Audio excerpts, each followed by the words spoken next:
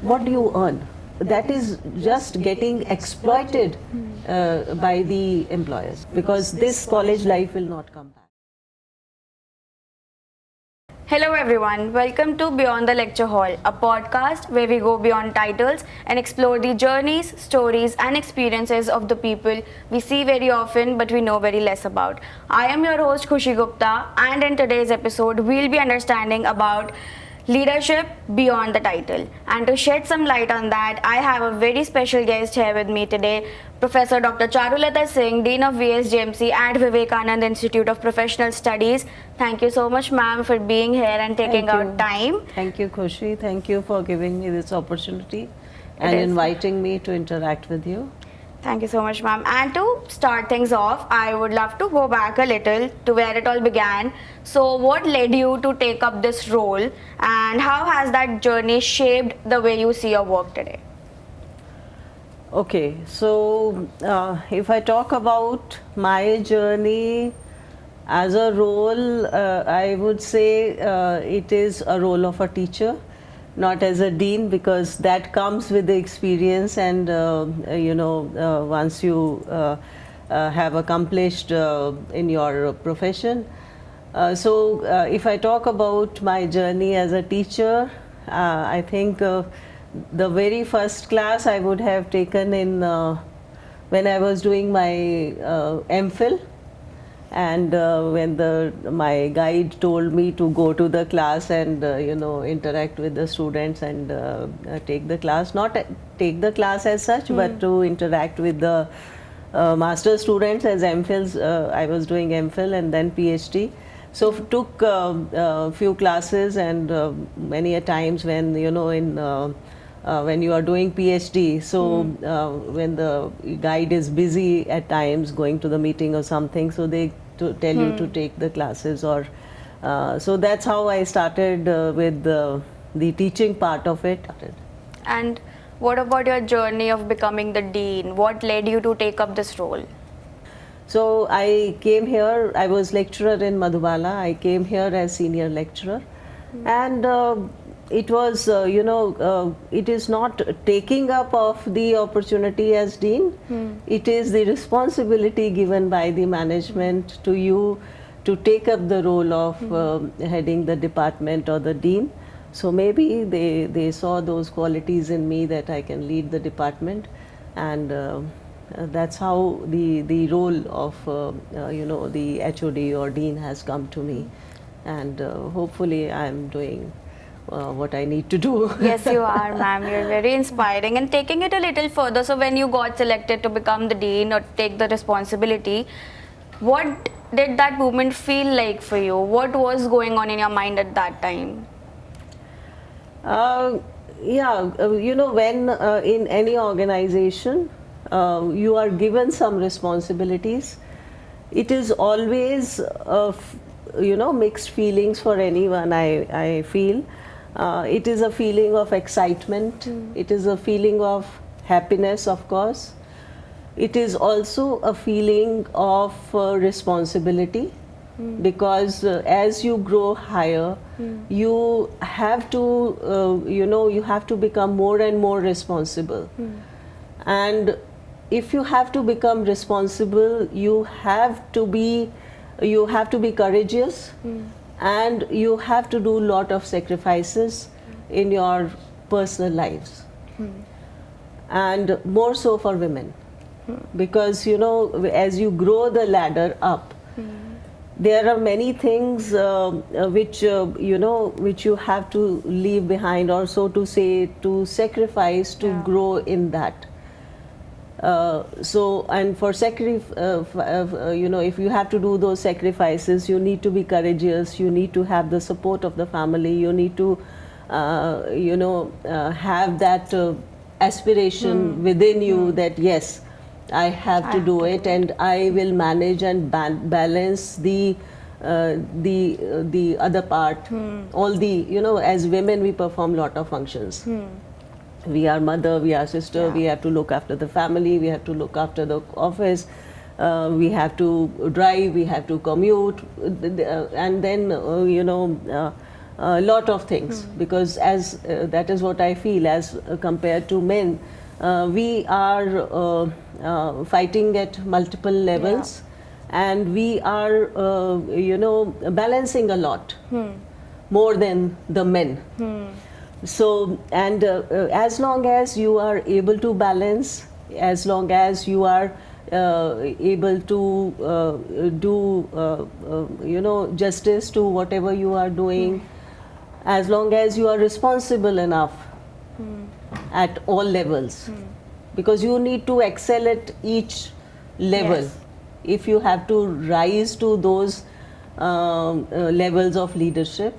So if you are failure at your personal life or your home front, you will always have the guilt. So that guilt will not let you grow in your professional life as well.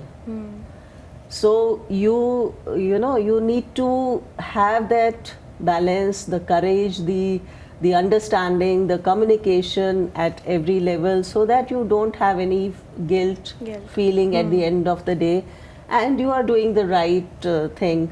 That is what I would say. And when you are doing everything with all openness, all transparency, and you bring to the other person's knowledge that what you are doing, how you are doing. So I think all these things help, and the path gets carved for you. Yeah. So that actually brings me to something I have always wondered about from your perspective, which is leadership itself. So what is your take on leadership, and what does leadership mean to you, being a teacher and the dean? Leadership, especially in academic leadership, it is again I would come down to that lot of responsibility, because as a leader you don't have to look only to yourself. We have to, as leaders, we need to look after all the people around you. Right? So whether it is the staff, whether it is the students, whether it is the faculty, whether it is the parents of the faculty.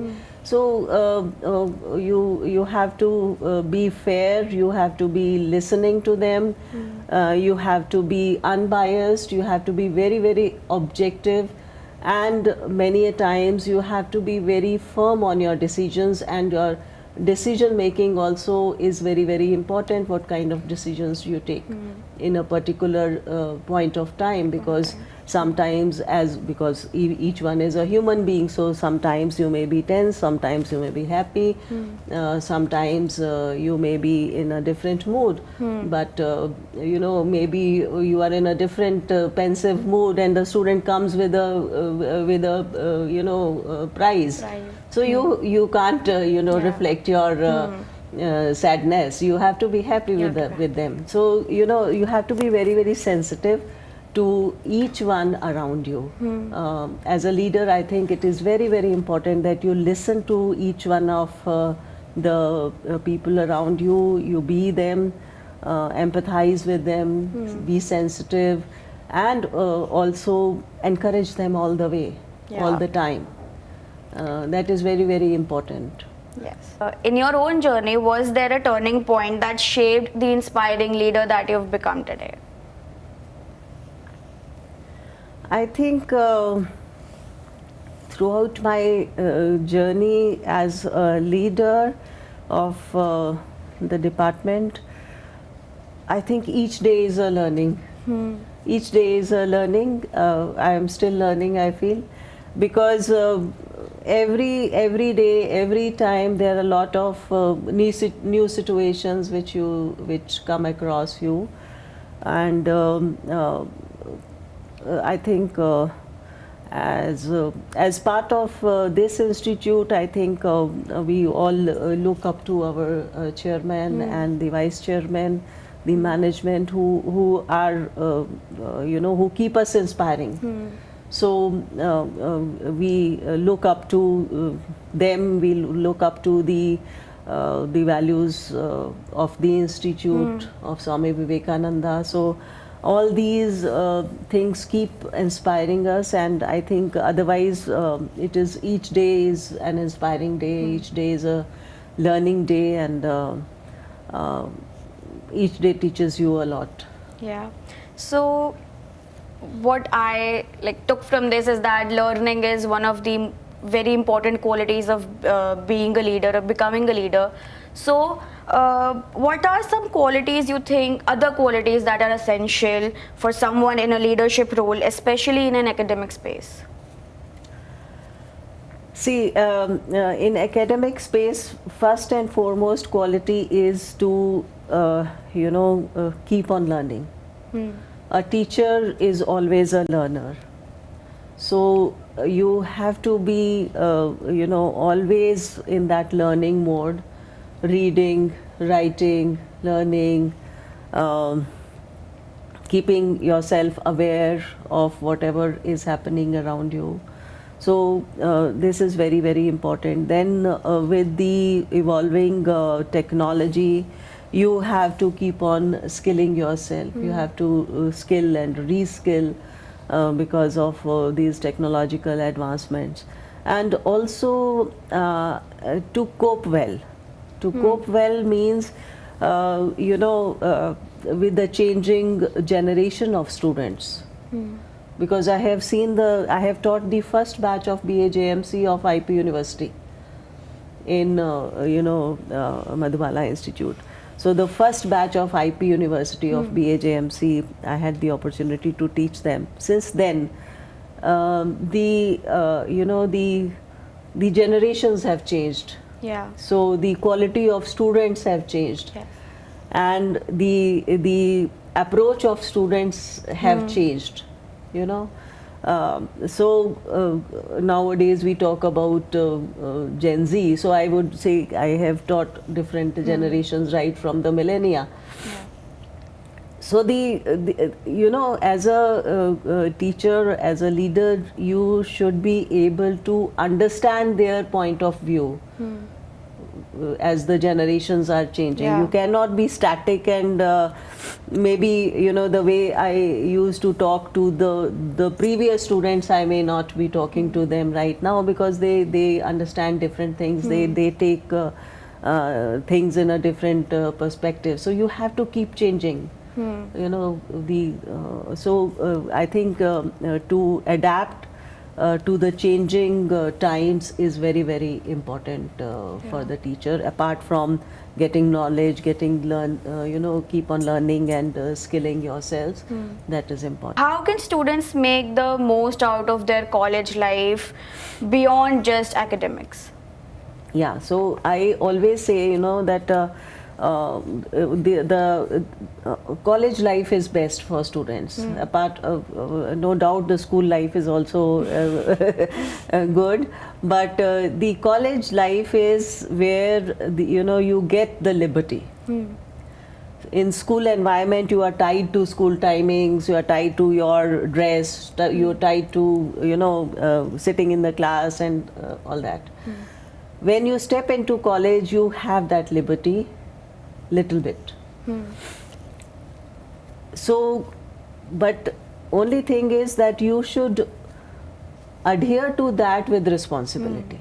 You should know how much you can take that liberty of, say, not coming to the class, or say coming late to the class, or doing different things. So one is you should know what you want from yourself, what ultimately is in your benefit, because till school the parents are telling, the teachers are telling that this is good, do this, do that. In college it becomes little less.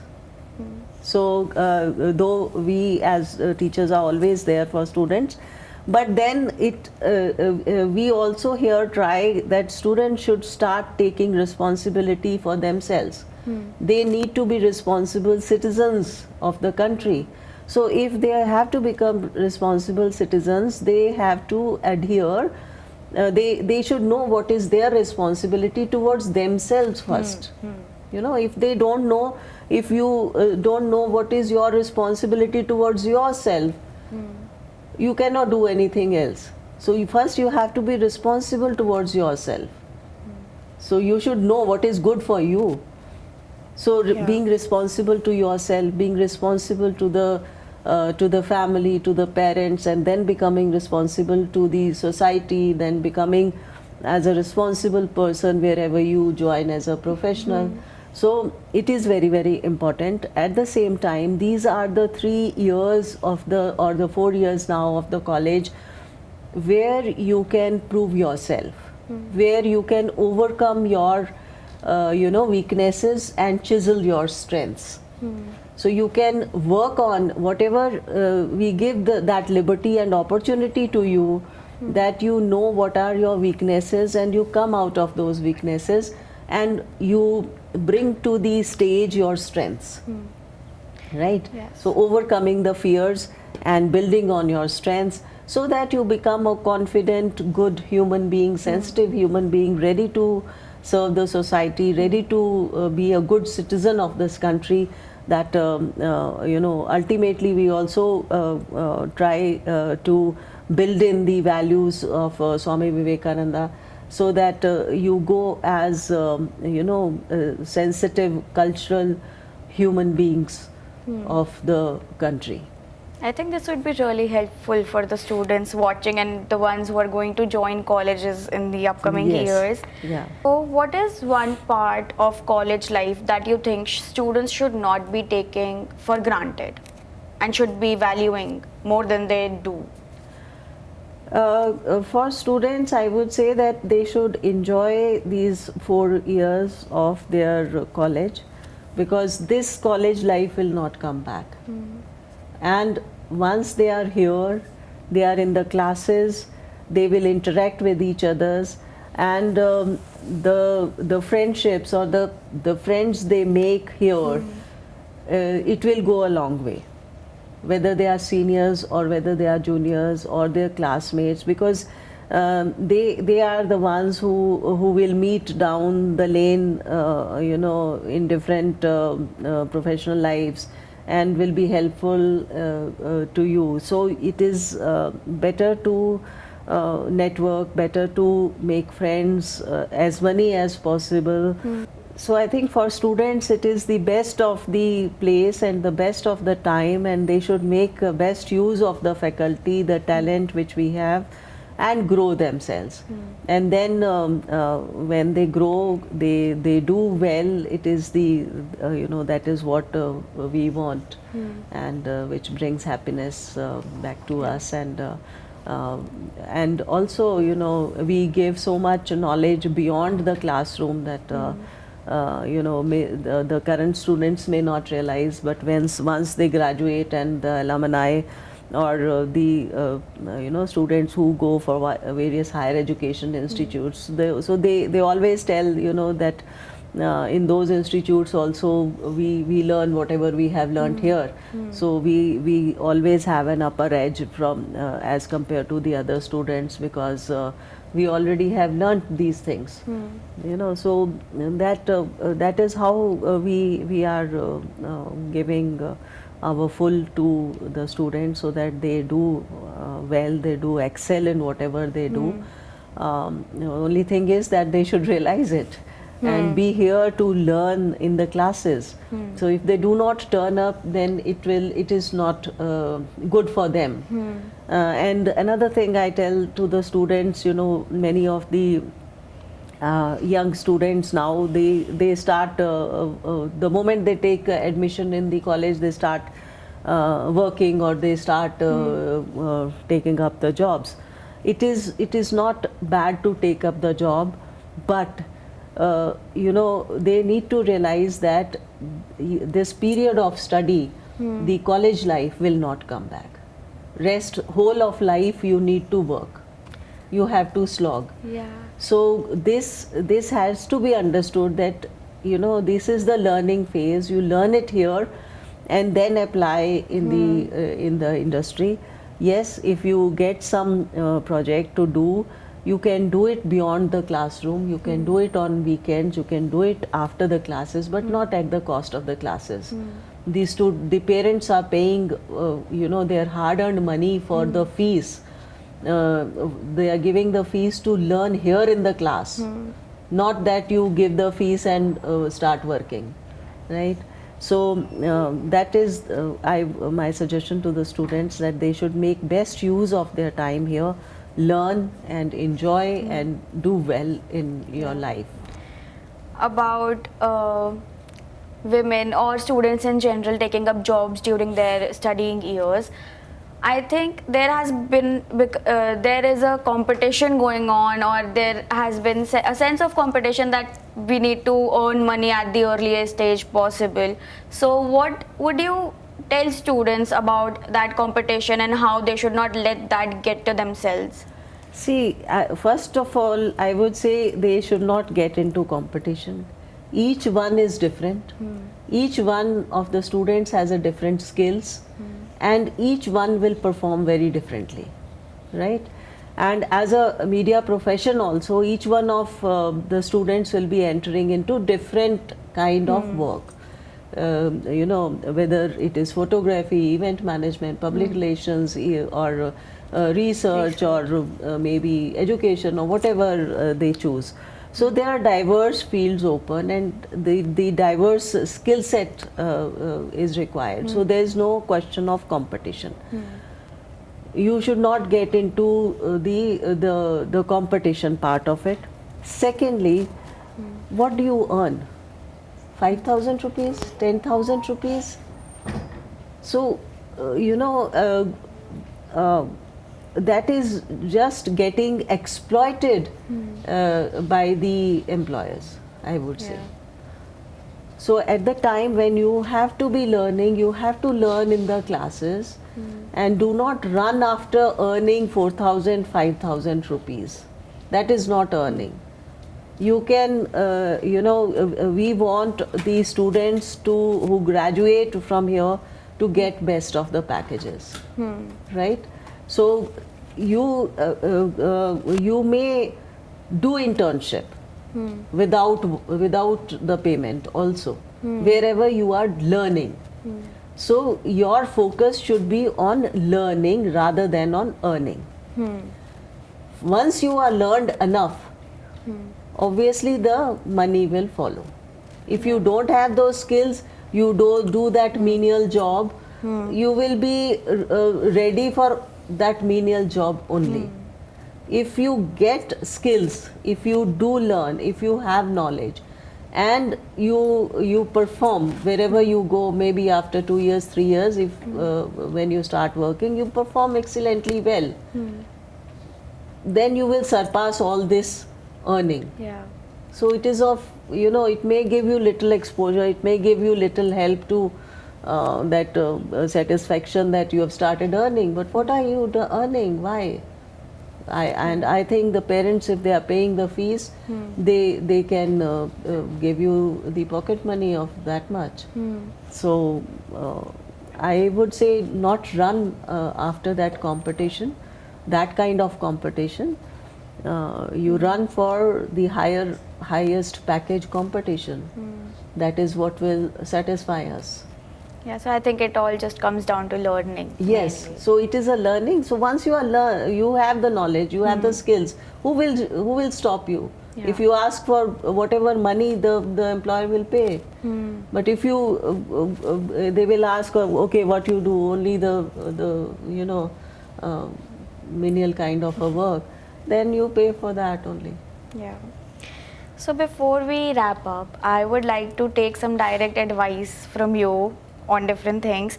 So what advice would you give to students who are wishing to take upon leadership roles in future? See, I think all the students, all the faculty, everyone is a leader. So once you are doing everything well, you are a leader. Because what is leadership? Leadership is to doing things in righteousness, doing things with commitment, doing things with responsibility, doing some sacrifices. So if you are doing that, you are a leader. Sacrifices at student level, maybe you are sacrificing your laziness. So at different levels you sacrifice different things.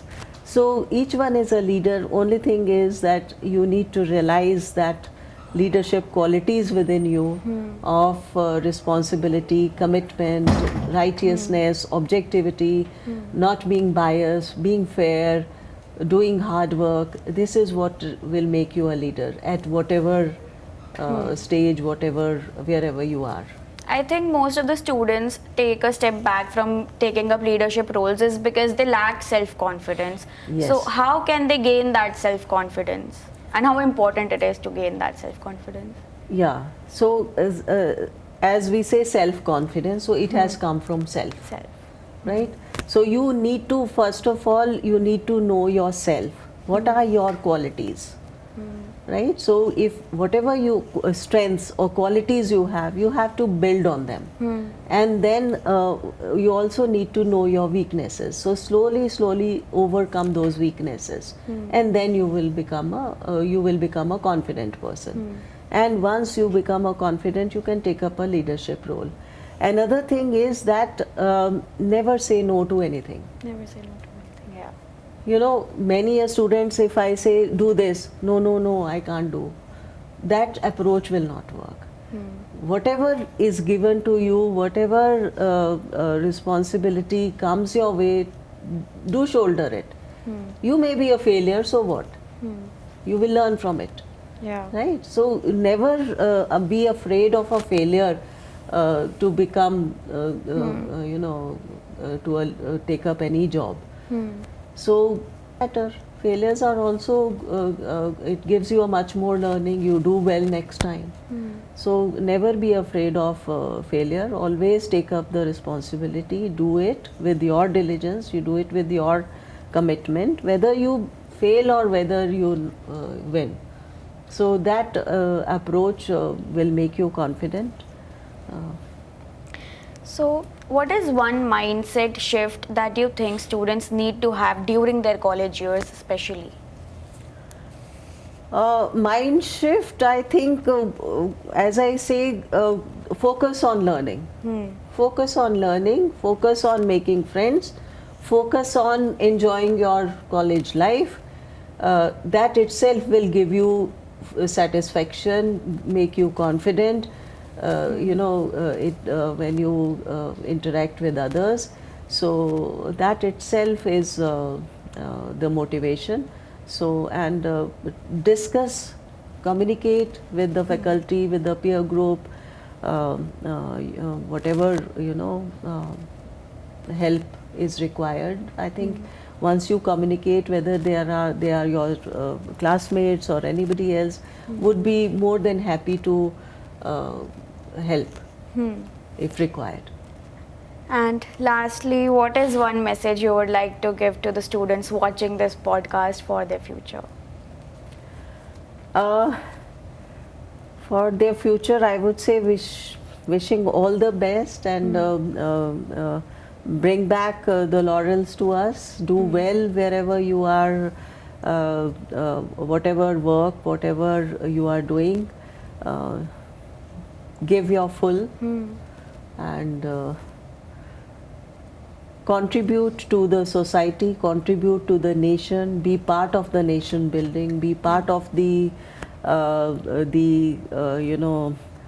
India 2047, fulfill the mission of the Honorable Prime Minister of Developed India by 2047. So be a part of the journey, wherever, in whatever capacity you can do, and be true to yourself, and make us proud. Thank you so much, ma'am. And with that, we come to the end of our episode. Thank you so much for being here and taking out time. It really means a lot. And to everyone watching, thank you so much for sticking till the end. I will see you in the next episode. Thank you so much. Thank you, Thank you. Khushi.